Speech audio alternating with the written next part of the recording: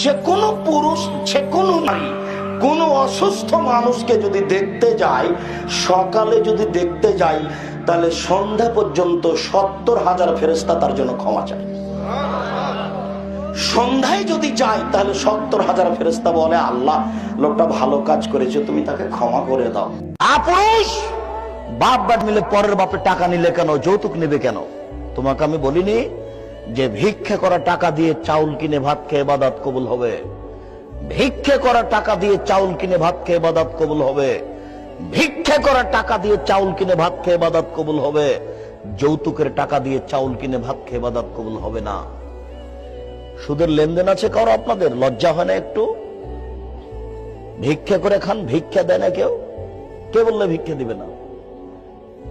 পাশের বাড়ির লোক ভিক্ষা পায় তো? আপনাকে আমি প্রথমে ভিক্ষা করতে বলিনি।